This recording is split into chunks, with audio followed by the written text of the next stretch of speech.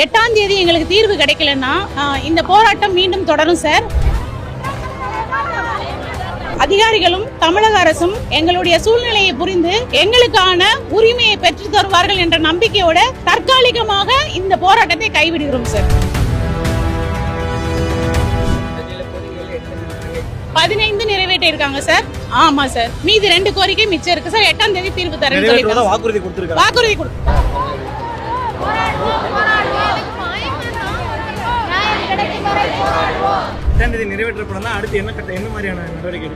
அடுத்தது நாங்க தமிழ்நாடு ஃபுல்லா எல்லா செவிலியர்களும் சேர்றோம் சார். அனைத்து இந்திய லெவல்லையும் ஒண்ணு கூடி நாங்க யாருங்கிறத ப்ரூவ் பண்றோம் சார்.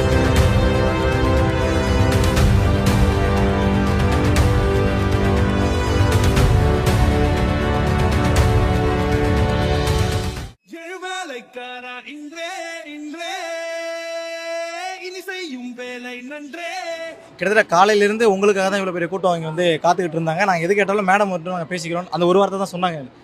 உங்களுடைய பிரச்சனை என்ன, அடிப்படை கோரிக்கை என்ன, அரசாங்கத்துக்கிட்ட என்ன கேட்டீங்க, என்ன கொடுத்தாங்க?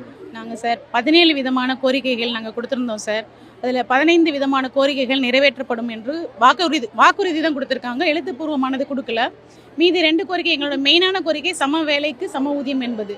அந்த கோரிக்கைக்கான தீர்வு வருகிற 8ஆம் தேதி தொழிலாளர் ஆணையர் முன்பு NHM டைரக்டர் SPM மேடம் வருவாங்க.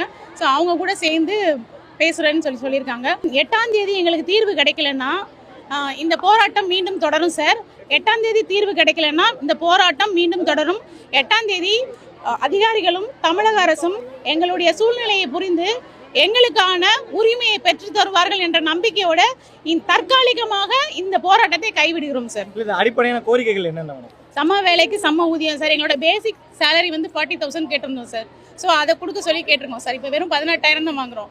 என்னோட ஒர்க்கு வந்து நேஷனல் லெவலில் இருக்குது சார். இந்த நேஷனல் லெவலில் கம்பேர் பண்ணும்போது நாங்கள் தமிழ்நாடு தான் ரொம்ப லீஸ்டான சேலரியில் இருக்கோம். ஸோ அந்த சேலரி எங்களுக்கு வேணும் சார், 40,000. ஸோ 8ஆம் தேதி அந்த 40,000 சைன் பண்ணி அவங்க தரலைன்னா எங்களோட போராட்டம் மீண்டும் தொடரும் சார்.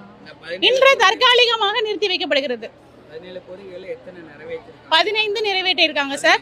ஆமா சார், மீதி 2 கோரிக்கை மிச்சம் இருக்கு சார். 8ஆம் தேதி தீர்வு தரேன்னு சொல்லிருக்காங்க. வாக்குறுதி கொடுத்து ஆமா.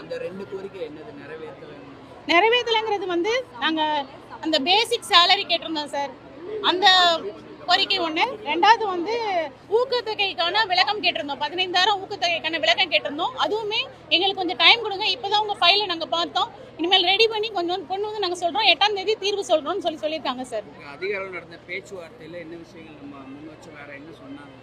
நம்ம இந்த 17 அம்சம் கோரிக்கைகள் மட்டும்தான் சார் முன் வச்சோம். அப்படி இருக்கும்போது அதை